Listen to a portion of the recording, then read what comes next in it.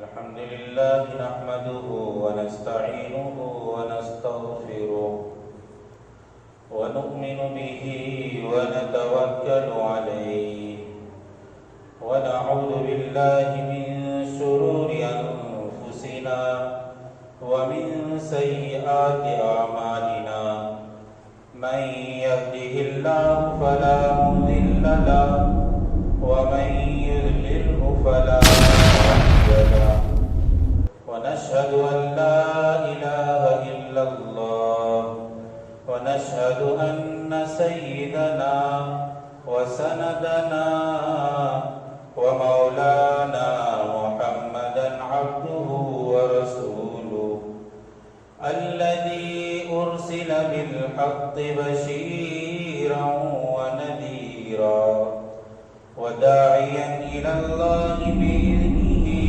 وسراجا منيرا أما بعد فأعوذ بالله من الشيطان الرجيم بسم الله الرحمن الرحيم قد أفلح المؤمنون الذين هم في صلاتهم خاشعون والذين هم عن اللغو معرضون والذين هم للزكاة فاعلون وقال النبي صلى الله عليه وسلم من سلم له رمضان سلمت له السنة صدق الله مولانا العظيم وصدق رسوله النبي الكريم ونحن على ذلك لمن الشاهدين والشاكرين والحمد لله رب العالمين.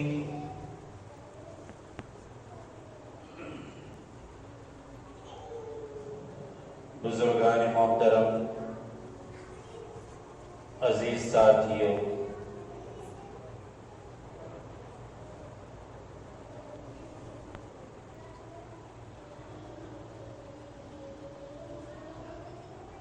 آج میں آپ حضرات کے سامنے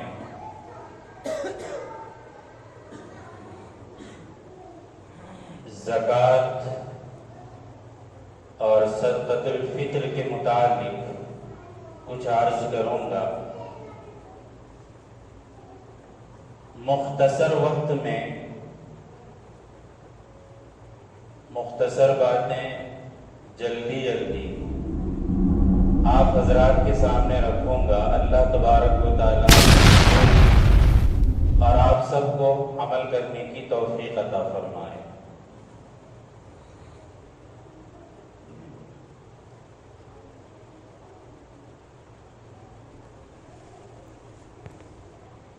سب سے پہلے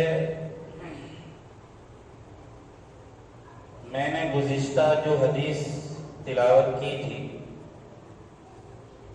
من سلم لہ رمضان سلمت لہ السنہ، کہ جس کا رمضان صحیح سالم گزر جاتا ہے اس کا پورا سال صحیح گزرتا ہے، ٹھیک ٹھاک گزرتا ہے. یہاں پر محدثین نے یہ بیان کیا ہے کہ صحیح سالم گزرنے کا کیا مطلب ہے. میں اصل بات سے پہلے یہ بات ذرا عرض کرنا چاہتا ہوں. اس کے محدثین نے کئی مطلب بیان کیے ہیں، میں صرف دو مطلب آپ کو بتلا دوں. جس کا رمضان صحیح سالم گزر گیا اس کا پورا سال صحیح سالم گزرتا ہے، ٹھیک ٹھاک گزرتا ہے. اس کا ایک مطلب یہ بیان کیا ہے کہ روزے کے جو آداب ہیں، جو روزہ رکھنے کا ادب نبی اکرم صلی اللہ علیہ وسلم نے بیان کیا ہے، جن چیزوں سے بچنے کے لیے کہا ہے اور جن چیزوں کو کرنے کے لیے کہا ہے، اگر ان چیزوں کو ہم کرتے ہیں، بچتے ہیں، یعنی مکمل روزے کے آداب کو بجا لاتے ہیں تو یہ ہے کہ اس کا روزہ جو ہے وہ ٹھیک ٹھاک، اس کا رمضان جو ہے وہ ٹھیک ٹھاک گزرا۔ بعض ایسے ہیں کہ روزہ رکھتے ہیں، غیبت بھی کر رہے ہیں، چغلی بھی کر رہے ہیں، اور خواہ مخواہ کسی پر بہتان بھی لگا رہے ہیں، الزام بھی لگا رہے ہیں، چوری بھی کر رہے ہیں، شراب بھی پی رہے ہیں، تو وہ روزے کے آداب کو بجا نہیں لایا۔ اور ایک دوسرا مطلب اس کا یہ ہے، بلکہ یہ اسی کے ضمن میں ہے کہ بھئی ہمیں روزے میں جو چیزیں حلال تھی، مثلا کھانا یہ ہمارے لیے حلال تھا، پانی پینا یہ ہمارے لیے حلال تھا، بیوی سے ملنا یہ ہمارے لیے حلال تھا، جائز تھا، لیکن ہم روزے کی وجہ سے نہ کھانا کھاتے ہیں، نہ پانی پیتے ہیں، اور نہ بیوی سے ملتے ہیں۔ تو جو چیزیں، بہت سمجھنے کی بات ہے کہ جو چیزیں اللہ نے ہمارے لیے حلال کیا تھا، روزے کی وجہ سے ہم ان حلال چیزوں سے رک جاتے ہیں، تو رمضان کے صحیح سالم گزرنے کا ایک مطلب یہ ہے کہ اللہ نے جن چیزوں کو حرام کیا ہے اس سے ہمیں بدرجہ اولا جو بچنا چاہیے۔ یہ تو عجیب بات ہوگی کہ جن چیزوں کو اللہ نے حلال کیا اس کو تو ہم حرام سمجھ کر نہیں کر رہے ہیں، لیکن جن کو اللہ نے قیامت تک کے لیے حرام کیا ان حرام چیزوں کو ہم رمضان کے مہینے میں بھی کرتے ہیں، تو اس کا رمضان ٹھیک ٹھاک نہیں گزرا۔ چوری بھی کر رہا ہے، شراب بھی پی رہا ہے، غیبت بھی کر رہا ہے، چغلی بھی کر رہا ہے، سارے گناہ کر رہا ہے، تو اس کا رمضان صحیح سالم نہیں گزرا، جبکہ اللہ تبارک و تعالیٰ نے ان چیزوں کو حرام کیا ہے۔ تو ہمیں سمجھنے کی ضرورت ہے کہ جو چیزیں ہمارے لیے اللہ نے حلال کیا تھا ان چیزوں کو ہم نہیں کرتے، تو جو چیزیں اللہ نے ہمارے لیے حرام قرار دیا ہے ان سے تو ہمیں بدرجہ اولا بچنا چاہیے۔ ایک بات تو یہ ہو گئی۔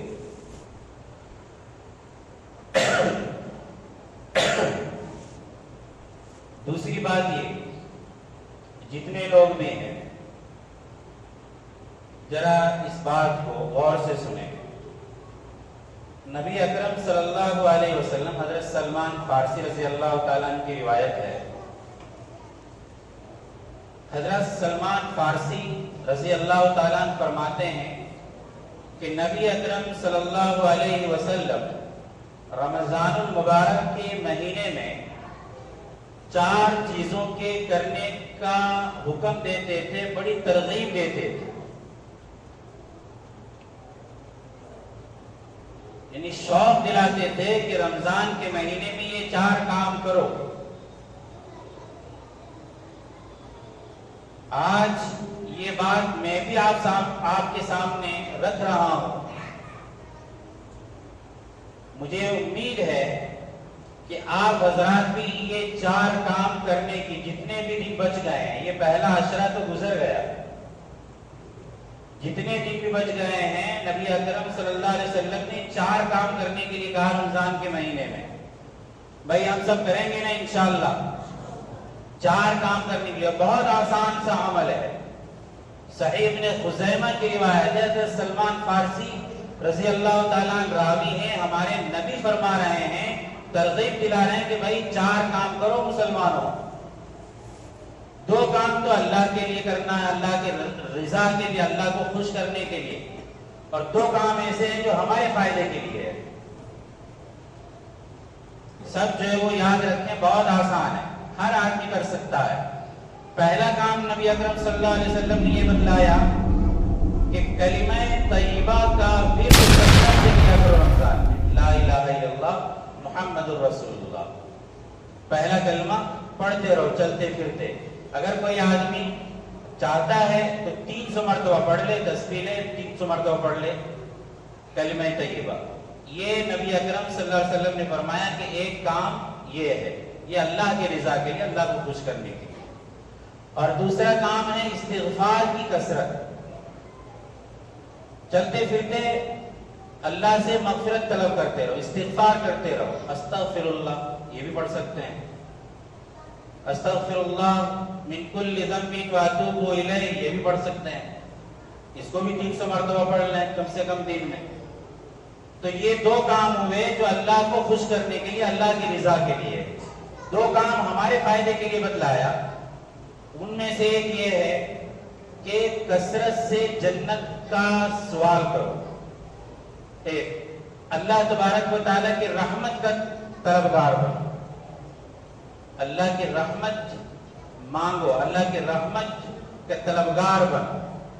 اسی لیے آپ نے دیکھا ہوگا امام صاحب بھی جو دعا میں کثرت سے یہ دعا جو ہے وہ کر رہے ہیں، رب اغفر وارحم انت خیر الراحمین. یہ بھی کثرت سے پڑھیں، چاہے تو اس کو بھی 300 مرتبہ پڑھیں. یہ 3 کام ہو گیا. اور چوتھا کام ہے کہ جنت کا سوال اور جہنم سے بچنے کا سوال. یعنی اللہ تبارک و تعالیٰ سے جنت مانگے اور جہنم سے پناہ طلب کرے. یعنی یوں کہیں اللہم انی اسألک الجنہ واعوذ بک من النار. بھئی یہ 4 کام جس کی ترغیب نبی اکرم صلی اللہ علیہ وسلم دیا کرتے تھے کہ مسلمانوں رمضان کے مہینے میں یہ 4 کام کثرت سے کرو. تو یہ بالکل آسان کام ہے، انشاءاللہ ہم سب اس کو کریں گے. اس کے بعد میں نے جو آیت کریمہ تلاوت کی، قد افلح المؤمنون، اللہ تعالیٰ فرماتے ہیں کہ مومن کامیاب ہو گئے. کون سے مومن؟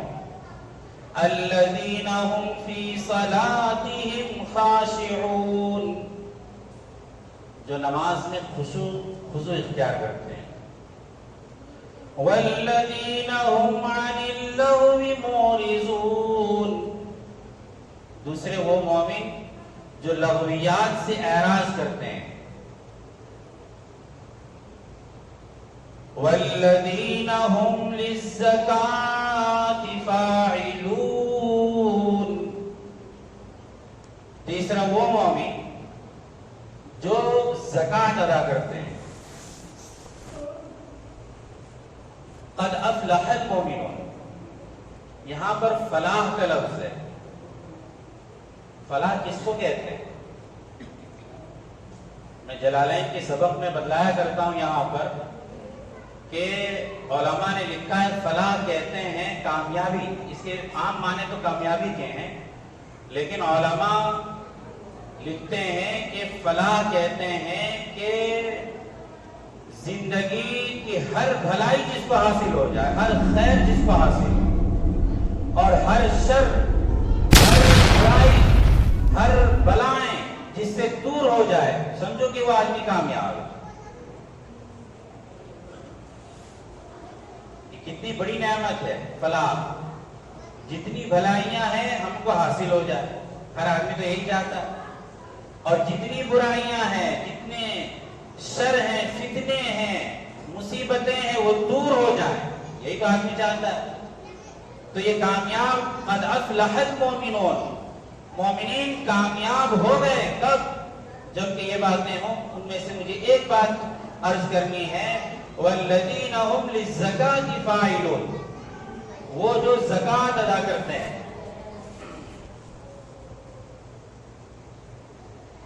زکات کہتے کس کو ہیں؟ زکات کے بہت سارے معنی ہیں. ایک معنی علامہ قرطبی علیہ الرحمہ نے جو ذکر کیا ہے، دل کو چھو لیا. ویسے عموماً یہ کہا جاتا ہے کہ زکات عربی میں زکات کہتے ہیں کہ گندگی، ناپاکی سے پاک کرنا، گندگی، ناپاکی، علائش سے پاک صاف کرنا، اس کو کہتے ہیں زکات. اب سمجھنا دوستو، اگر ہم پر زکوٰۃ فرض ہے اور اس کے باوجود ہم زکوٰۃ ادا نہیں کرتے تو گویا کہ ہمارا مال ناپاک کا ناپاک ہی رہا، گندگی اور آلائش اور ناپاکی گندگی اس سے دور نہیں ہوئی۔ اور جو آدمی زکوٰۃ ادا کرتا ہے تو اس کے مال سے گندگی یہ صاف ہو گیا۔ یہ لغوی معنی میں اتنے فائدے ہیں۔ اب یہ ہے کہ زکوٰۃ اس پر فرض ہے تو آسانی کے ساتھ سمجھ لیں کہ زکوٰۃ ہر اس مسلمان عاقل بالغ آزاد پر فرض ہے جو صاحب نصاب ہو۔ صاحب نصاب کا کیا مطلب ہے؟ جو نصاب کے بقدر مال کا مالک ہو، یعنی 52.5 تولہ چاندی یا اس کی قیمت کا مالک ہو، یا 7.5 تولہ سونا یا اس کی قیمت کا مالک ہو۔ آج کل کے حساب سے جس کے ذریعے جلدی ہم زکوٰۃ کے ادا کرنے والے بن جاتے ہیں وہ چاندی ہے۔ مان لیجئے کہ 1 تولہ چاندی کی قیمت ابھی بازار میں 600-700 روپے اگر ہوں تو پتہ یہ چلا کہ اگر کوئی آدمی اگر 30-35 ہزار کا بھی جو مالک ہے اس دور میں، ابھی کے زمانے میں، اس وقت، تو وہ صاحب نصاب ہے، اس پر زکوٰۃ فرض ہے۔ اور یہ 35,000 40,000 روپے اس کے پاس ہیں اور ضرورت سے زائد ہے۔ حوائج اصلیہ میں کھانے پینے کی چیزیں آتی ہیں۔ مثلا یہ ہے کہ بال بچے ہیں، ان کے کھانے پینے کے جو سامان ہیں اس سے زائد اس کے پاس 35,000 پڑے ہوئے ہیں تو اس پر جو ہے وہ زکوٰۃ فرض ہے۔ بعض لوگ یہ کہتے ہیں کہ ہم نے یہ 35,000 یا 1,00,000 بیٹی کی شادی کے لیے رکھا ہے، یا میں نے یہ تجارت کے لیے رکھا ہے، یا میں نے جو گاڑی لینے کے لیے رکھا ہے۔ یہ حوائج اصلیہ میں نہیں آتا دوستو، یاد رکھنا۔ اچھا، پھر آپ کہیں گے کہ بھائی تو بھی بیٹی کی شادی کیسے کریں گے؟ بھائی اس کا بھی جواب ہے۔ بیٹی کی شادی کے لیے اللہ تعالیٰ نے ہمیں مال دیا، اور مال میں صرف 40واں حصہ یعنی 2.5%، 1,000 میں 25 روپے، مطلب 40 روپے میں 1 روپیہ، صرف 2.5%۔ تو اگر ہم 2.5% جو ادا کر دیں گے، 40واں حصہ ادا کر دیں گے تو ہم غریب نہیں ہو جانے والے ہیں، یا اس سے ہماری بیٹی کی شادی رکنے والی نہیں ہے۔ یہ خواہ مخواہ کے بہانے ہیں۔ تو یاد رکھنا کہ حوائج اصلیہ اور ضرورت کی چیزوں میں یہ آتا ہے کہ ہم اپنے بال بچوں کے کھانے پینے کا جو نظم کر سکیں۔ تو یہ تو ہوا کہ بھائی ہم پر جو کب زکوٰۃ فرض ہوتا ہے اور کتنا فرض ہوتا ہے۔ اگر ہم جو زکوٰۃ ادا کرتے ہیں تو اللہ تبارک و تعالی ہمارے مال کو پاک کر دیں گے اور مال میں اضافہ بھی کریں گے، مال ہمارا محفوظ ہو جاتا ہے۔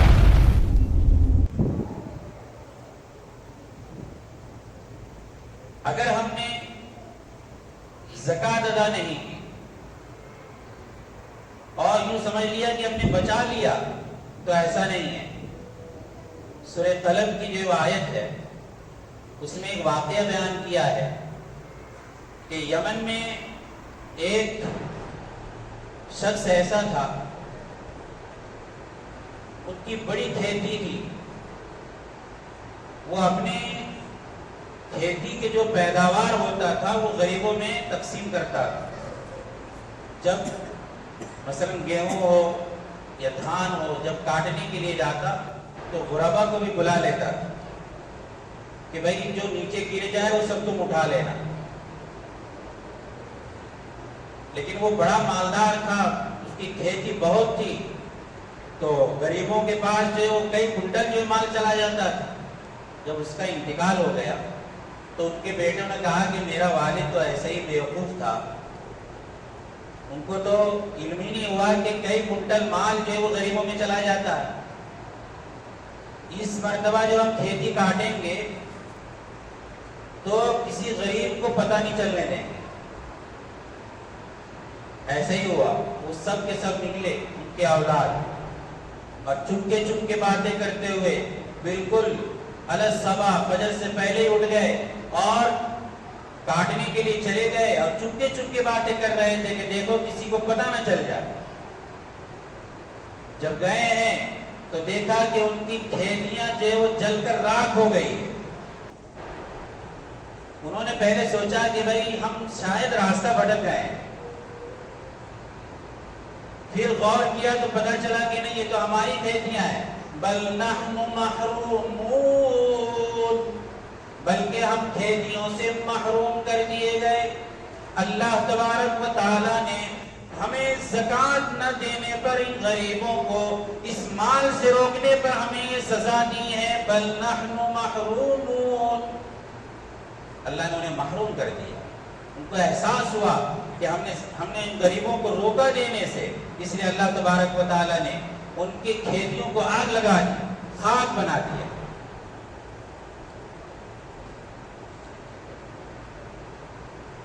اور اگر ہم زکوٰۃ ادا کرتے ہیں، 2-3 منٹ باقی ہے، بڑی تفصیلی موضوع ہے، لیکن بہرحال بات تو اتنے میں بھی جو ہے وہ سمجھ میں آ سکتی ہے۔ بس ایک بار عرض کر کے میں اپنی بات ختم کرتا ہوں کہ اگر ہم زکوٰۃ ادا کرتے ہیں تو اللہ تبارک و تعالی ہمارے زکوٰۃ کے ادا کرنے کی وجہ سے ہمارا مال پاک کر دیتا ہے، چوری سے حفاظت ہو جاتی ہے، اور بہت ساری مصیبت سے، بلاؤں سے حفاظت ہو جاتی ہے، اس میں برکت ہوتی ہے۔ مثلا یہ کہ ہم جو کماتے ہیں وہ باقی رہے گا۔ آپ ایک مثال سے اس کو سمجھیں، حضرت شیخ زکریا رحمۃ اللہ علیہ اپنی کتاب آپ بیتی میں، یہ بالکل سچا واقعہ ہے، یہ کتاب بھی آپ لوگوں نے اس کا نام بھی سنا ہوگا، آپ بیتی۔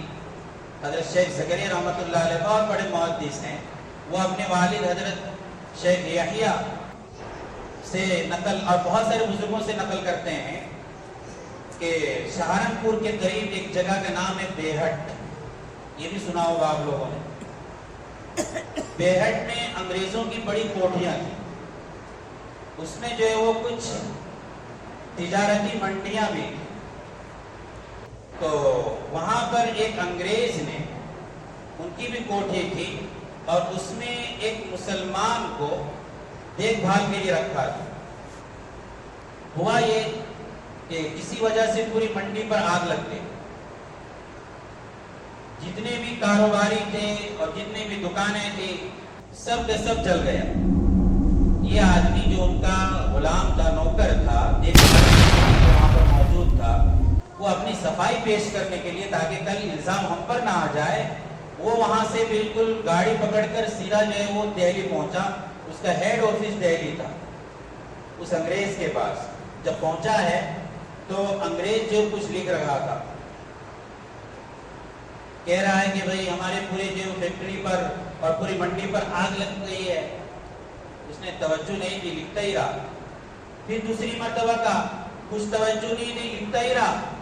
تیسری مرتبہ اس نے غصے میں کہا کہ میں کچھ کہہ رہا ہوں۔ تب اس انگریز نے کیا کہا دوستو، یہ لفظ آپ سنیں اور یقین کریں وہ غیر مسلم ہے، اس کو کتنا یقین ہے زکوٰۃ کے اوپر۔ وہ کہتا ہے کہ بھائی میں سن رہا ہوں، یاد رکھو میں مسلمانوں کے طریقے پر اپنے مالوں کا زکوٰۃ نکالتا ہوں، مجھے یقین ہے میرے دکان پر آگ لگی نہیں سکتی۔ کہتے ہیں کہ وہ چپ ہو گیا اور فوراً وہاں سے پھر واپس لوٹا۔ جیسے ہی بیہٹ پہنچا ہے سہارنپور تو دیکھا کہ حقیقت میں اس کی دکان کو آگ نہیں لگی۔ اللہ اکبر! ایک غیر مسلم کو زکوٰۃ کے ادا کرنے پر، اس کے فوائد پر اتنا جب یقین ہے تو ہم مسلمانوں کو کیا ہو گیا کہ ہمارے دروازوں پر اگر کوئی آ جاتا ہے زکوٰۃ وصول کرنے کے لیے تو ہم حقارت کی نگاہ سے دیکھتے ہیں، ہم انہیں حقیر سمجھتے ہیں، جبکہ یہ ہمارا فریضہ ہے کہ ہم زکوٰۃ ادا کریں۔ کہتے ہیں کہ وہ اتنا فیصد لیتا ہے، وہ یہ کرتا ہے، بھائی تم ہی وصول کر کے دیکھو، پتا چلے گا کہ رمضان کا روزہ رکھ کر آدمی زکات کس طرح وصول کرتے ہیں اور مدارس میں بچوں کو کس طرح پڑھاتے ہیں۔ اللہ تبارک و تعالی ہمیں سمجھنے سے، سننے سے زیادہ عمل کرنے کی توفیق